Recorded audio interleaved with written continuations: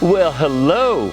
It's time. It's time for some good news. I won't be all day. I want to give you just a little bit, enough to pique your interest. Maybe you'll go look up what I'm sharing with you and then read it for yourself. The word says you're supposed to know it for yourself so that in the end times, nobody can pull the wool over your eyes. My name is Cy Young, Reverend Cy. You can call me Cy. My friends do. So, hey, we'll be friends. I want to share with you from the book of Hebrews. It's Hebrews 10:32 through 39. The word reads as follows. Think back on those days when you first learned about Christ. Remember how you remained faithful even though it meant terrible suffering. Sometimes you were exposed to public ridicule and were beaten, and sometimes you helped others who were suffering the same things. You suffered along with those who were thrown into jail, and when all you owned was taken from you, you accepted it with joy. You knew there were better things waiting for you that will last forever. So, do not throw away this confident trust in the Lord. Remember the great reward it brings you. Patient endurance is what you need now. I'm going to say that again. Patient endurance is what you need now, so that you will continue to do God's will. Then you will receive all that He has promised. For in just a little while, the coming one will come and not delay, and my righteous ones will live by faith. But I will take no pleasure in anyone who turns away. But we are not like those who turn away from God to their own destruction. We are the faithful ones, whose souls will be saved. That's a good word. Here's a quick reminder. Do not throw away this confident trust in the Lord.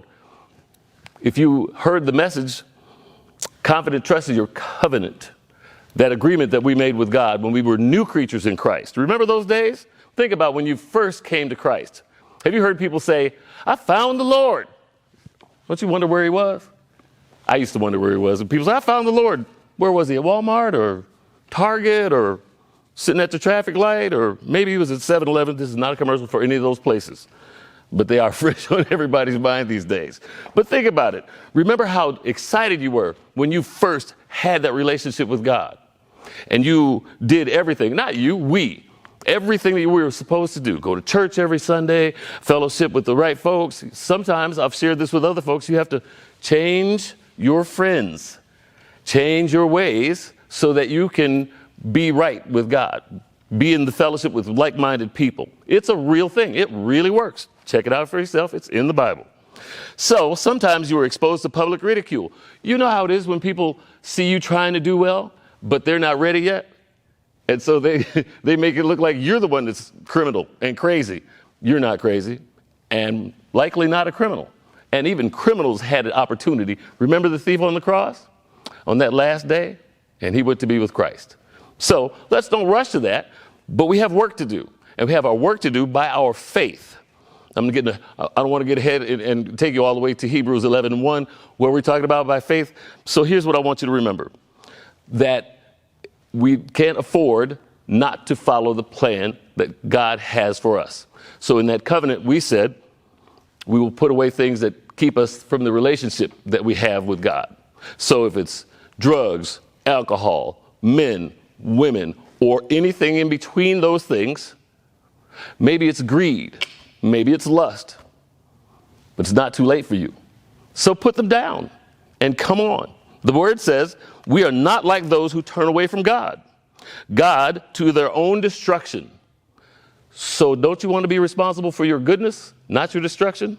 I'm with you. I want us to get to heaven together. We are the faithful ones whose souls will be saved. I think this is a good place to stop. We are the faithful ones whose souls will be saved. Hebrews 10:32 through 39. I can't wait to talk to you again. See you. Have a great day. To sow a seed to the Fountain of Raleigh Fellowship, visit our newly redesigned website, thefountainofraleigh.org, and select Sow a Seed from the homepage. Also, giving has been made easier with the new Fountain of Raleigh app, available now in the Apple App Store and Google Play Store. Download today, select Giving from the main menu, and then follow the directions to complete your giving through Subsplash. Thank you so very much for all of your gifts and donations that you've given to the Fountain of Raleigh Fellowship. We thank you for what you've done in the past, what you're currently doing, and what you will do in the future. Your gifts and donations helps us to spread the gospel of Jesus Christ, not only locally, but throughout the world. Thank you again for your gifts, and may God continue to richly bless you. It is here at the Fountain that we believe that we are exceedingly and abundantly blessed, and may you receive those blessings that God has in store for you.